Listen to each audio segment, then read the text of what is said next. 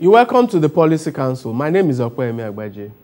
Today we look at the issue of competition law and policy, its absence in Nigeria, and the implications and consequences thereof.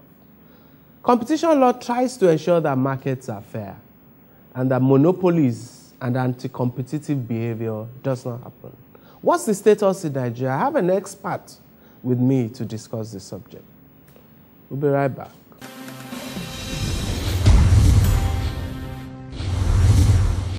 You're welcome back to the Policy Council.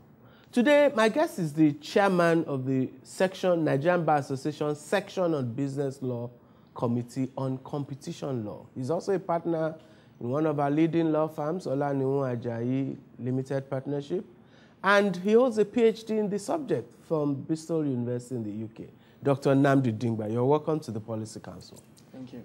Okay, so what is this thing called competition law? Competition law, is a discipline of law that is concerned with, as the name suggests, that deals with the law that regulates the way that businesses compete in the marketplace. Mm-hmm.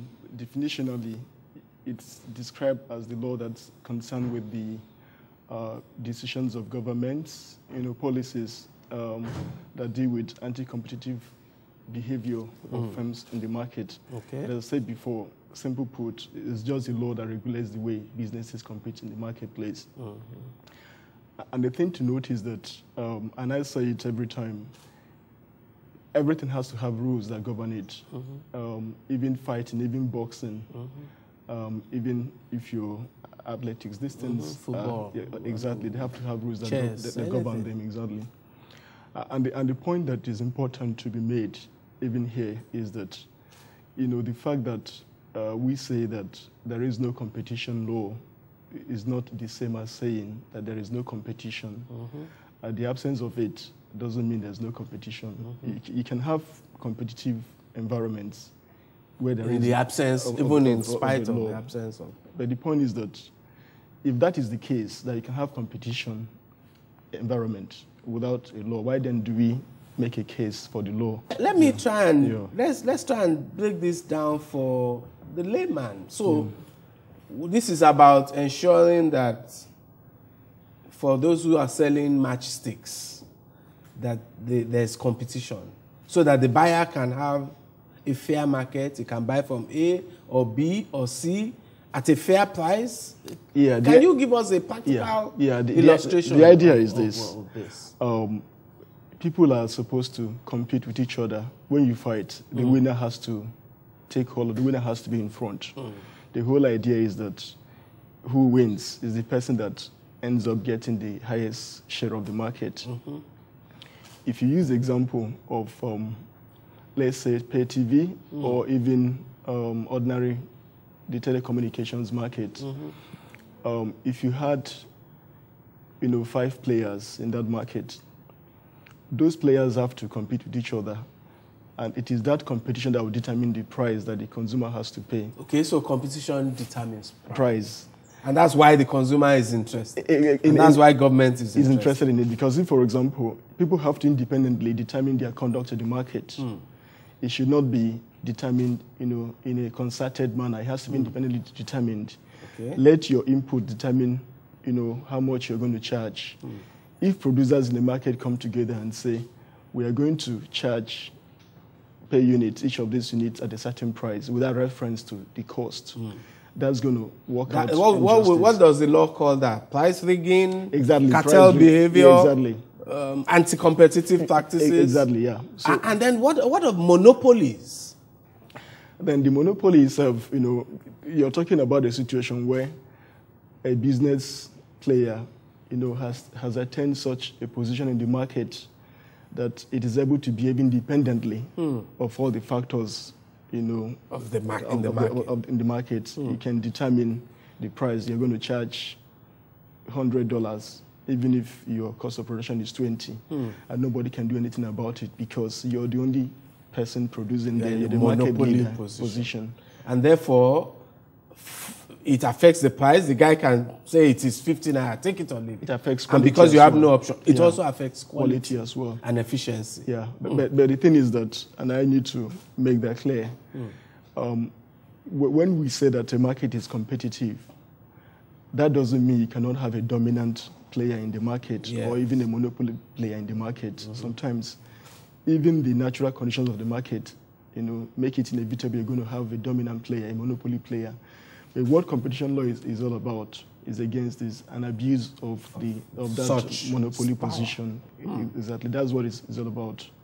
Because the whole idea about competition, you have to win anyway. So if you win by fair means, you should be the leader of the market. Having now won, you mustn't use that power in an abusive way, in a manner that then suppresses, exploits, and then forecloses the market, the market. So this is the whole idea. Interesting. Very good introduction to the subject of competition law. We'll be right back and we'll go further into why society needs competition law, examples from the global environment, and we'll eventually come back to Nigeria. We'll be right back.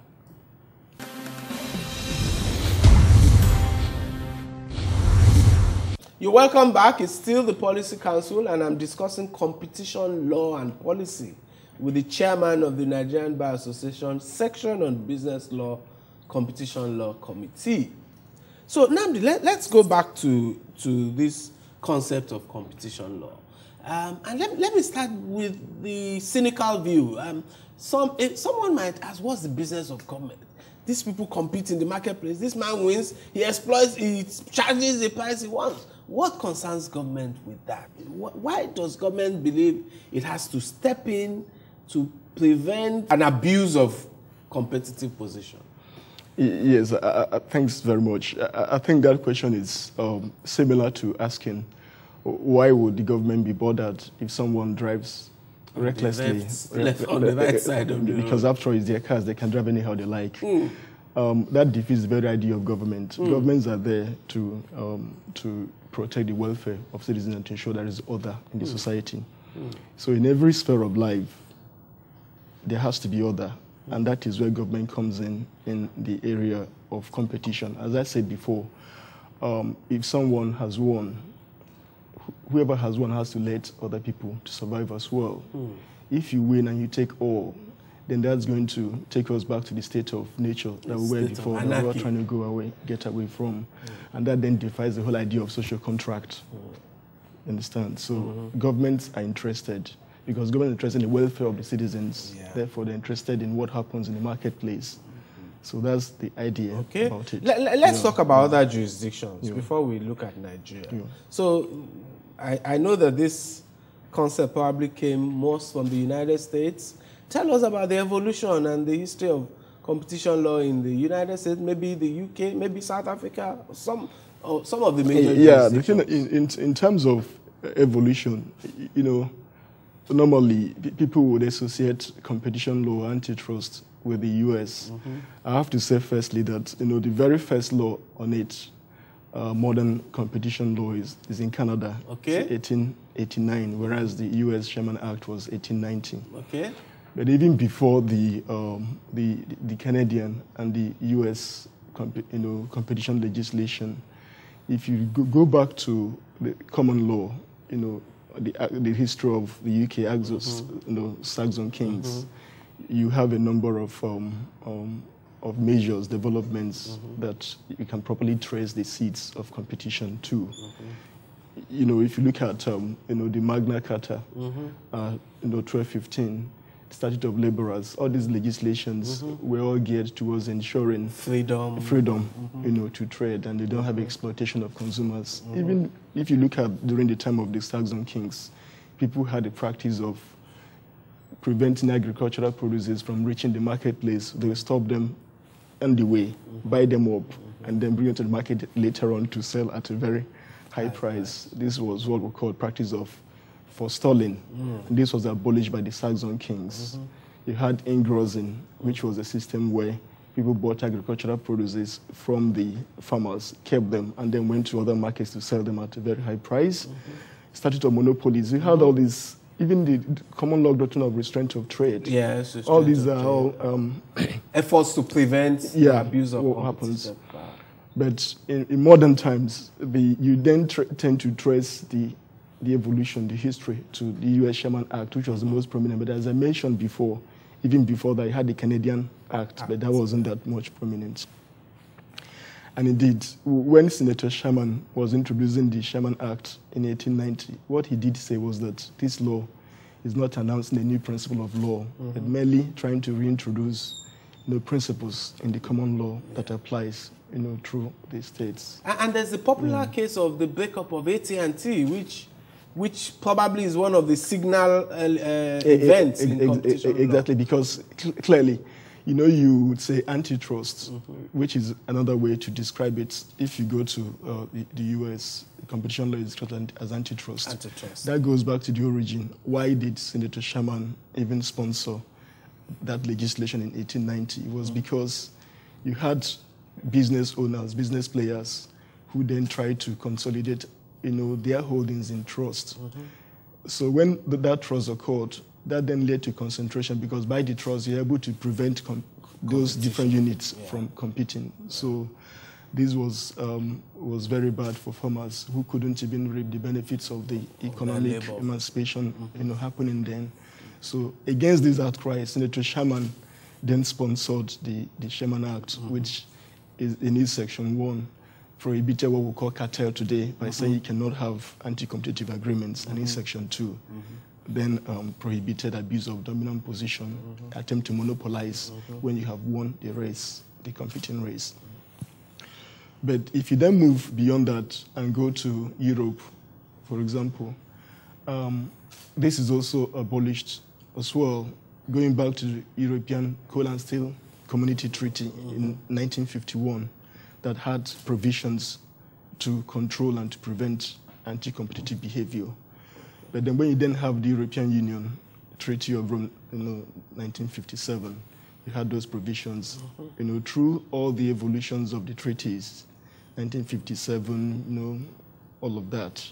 There's always been a global consensus on the fact that the market needs competition law and that it's in the interest of the public. But the point I also want to make is that even though the U.S. provisions experiment was there before the European one came, the European Union did not slavishly follow that. So that's the excellent. So my guest is establishing the fact that competition law and policy is a global phenomenon, even though it has local variations. We'll be right back.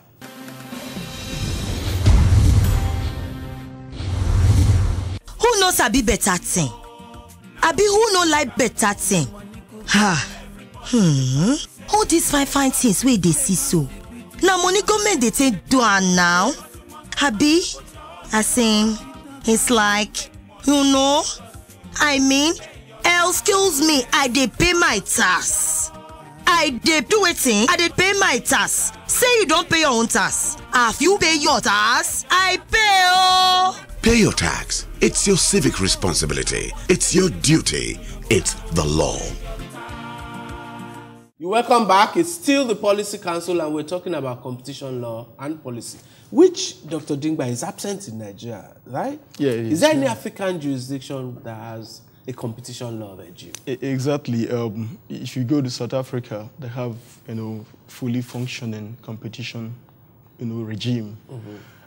If you go to Zambia, fully functioning. If you go to Kenya, in a number of African countries, I counted about 15, 16 African countries that have effective, well-functioning competition regimes. It's a serious anomaly that we don't have in Nigeria, given that since 86 or thereabout, we've been privatizing, we've been deregulating, we've done sector deregulation in many cases. What are the consequences of it? Yes, I've made that point before severally for me, and which is sad really, because before any government embarks on liberalization measures, it ought to put in place, for me, a proper legal framework for that, of which a competition legislation, regime framework is a vital component.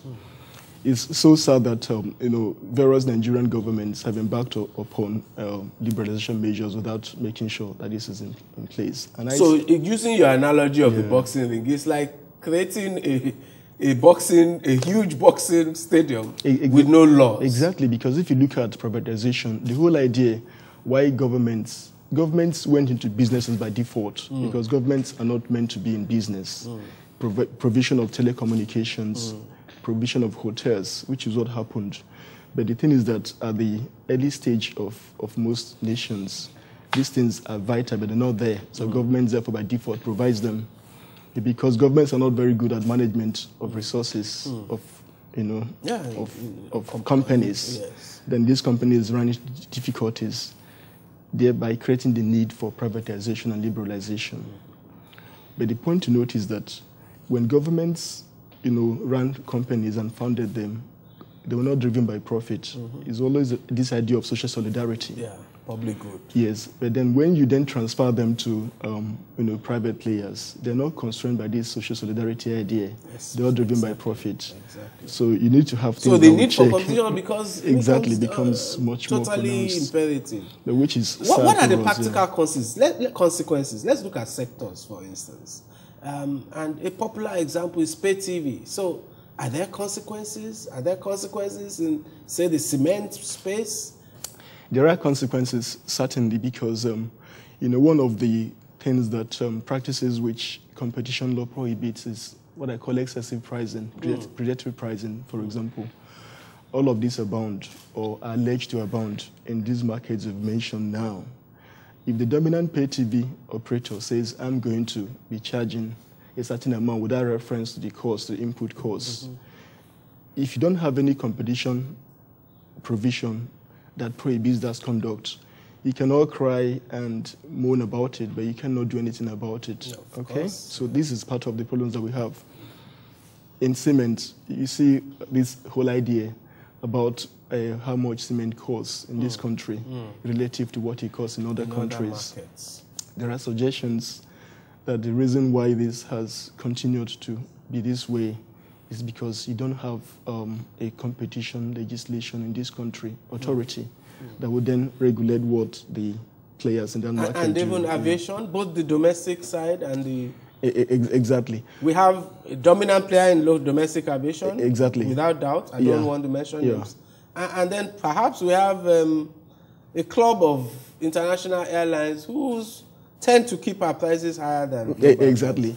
And if you want, if we can even sort of investigate that point even deeper, the aviation, this history, you have constant allegations that, the business class tickets to London cost so much that BA and Virgin Atlantic, and in fact, there was actually a dispute between the Nigerian government and these airlines in which a fine of about $200 million was imposed against them.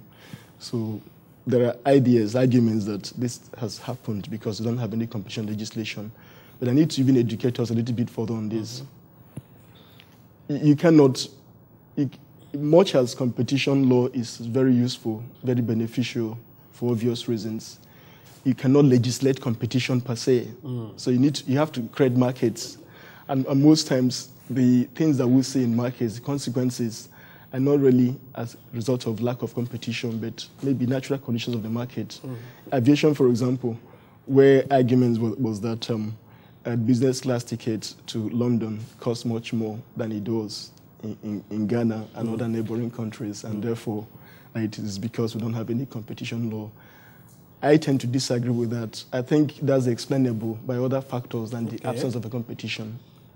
Such as demand and supply. Demand, inelastic. Such as excessive demand from this space. For business class tickets. And Nigeria, I've written that everybody who is a big man of some sort, flies business class. So the demand for it is inelastic. And supply is and also inelastic. Price is the only way to filter, to modulate. Filter it.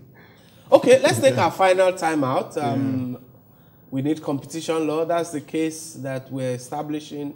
But I'll be right back with my guests to look at the current state of the process in trying to enact competition law in Nigeria. We'll be right back.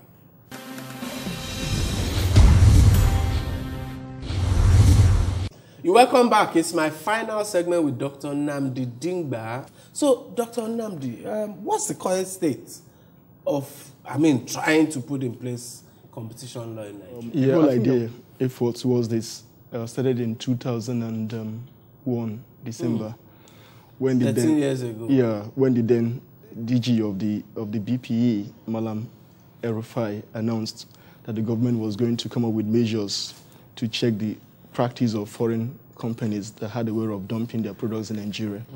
Clearly, I think he was confusing anti-dumping measures and antitrust measures, but I understood him to be saying we're going to have a competition law very soon. And therefore, in 2002, the government, engaged a consultant to draft a Nigerian competition bill in 2002.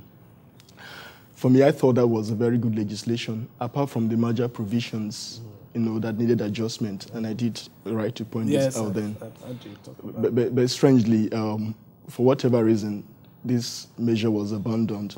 So there was another one by the Federal Ministry of Justice, which, after going through a number of processes, was finally submitted to the National Assembly in 2007. This was not well received by the National Assembly, and the reasons they gave was one, that we have too many commissions in Nigeria, to the extent that that law, intended to set up a competition commission. They said we have too many commissions in Nigeria. Why do we need this one? And then another reason was that we had a law that's similar to this law, so we don't need this. I think these were wrong, clearly. Well, total misconception. Yes, because one is that I think they were confusing consumer protection law with competition law. They're different things, even related, okay? And the idea about commission, I don't think it was something sustainable, because the fact that you had many commissions. They should scrap the irrelevant ones. Yes, and this have one this one is in. mandatory. So when that happened, the government had to withdraw that legislation. They set up a committee thereafter to look at it and address those concerns, and I was a member of that committee.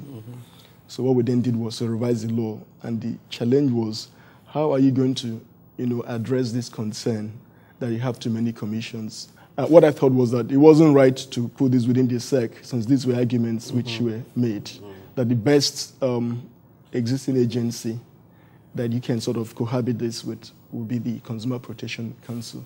So what I then did, what we then came up to, was to revise the law to then call it the Federal Competition and Consumer Protection Bill, which is what it is at the moment anyway. So seeking to merge the new body with the Consumer Protection Council, which I also thought was very useful as well. At least you can then begin with the infrastructure of the council. Unfortunately, 2007 to date, nothing has happened about it. But recently, we had that the Federal Executive Council yes, I know. Looked at a draft federal... Which is this law now. This law. They keep tinkering with it. You touch it and you take it back. Is there a concerted effort to prevent competition law in Nigeria? Not only in Nigeria, in every economy. You have vested interest. It's not something which is peculiar to us. It's there all over the place. There are arguments, suggestions that why this law hasn't really, seen the light of day is because of the efforts of vested interest to prevent that from happening. If that suggestion is true, I would say that's not going to be a new one, because, as I said before, you have this, and it's also something to be very careful about, because what it means that even when you then have the law enacted, those same interests to make sure the enforcement of it, which is why I need to also use this opportunity to pass this message across.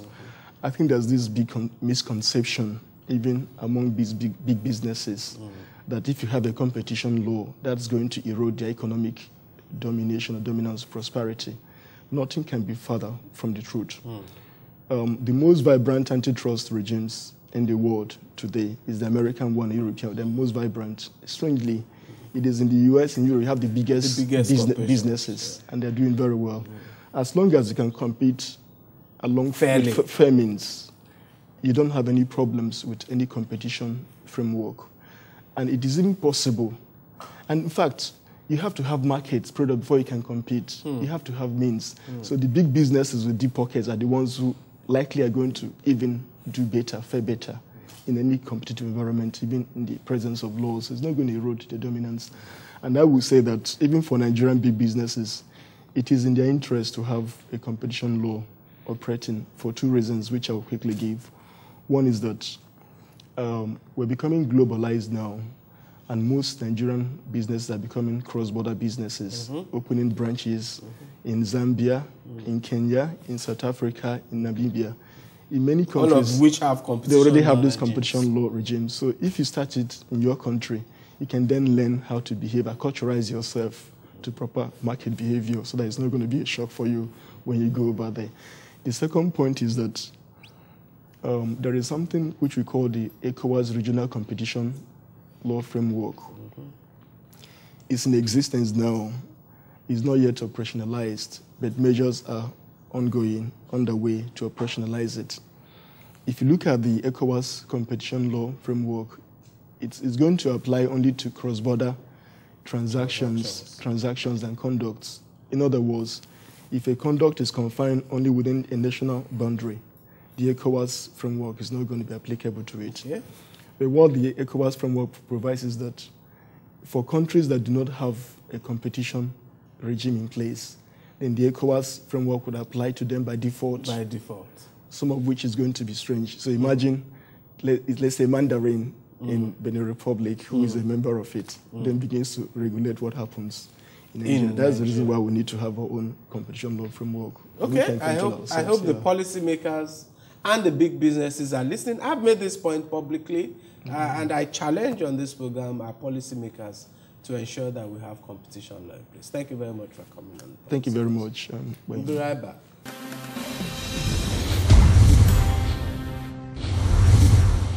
That was an interesting conversation. It seems fair to conclude that vested interests have prevented competition law and policy in Nigeria since the early 2000s. It was because, like I said on the program, we've been deregulating and liberalizing and creating sectors and large institutions since 1986, when we embarked on structural adjustment. The consequences are that we have increasingly uncompetitive sectors, and that many of our economic sectors and industries have either one or a few dominant players, with the consequences in terms of price and efficiency, and with the implication that Nigerians pay more for products and services and probably get lower value. The need for competition law is at least 10 years or 20 years behind us, and Nigeria must now put a proper competition law regime in place. Thank you very much for watching. See you next time.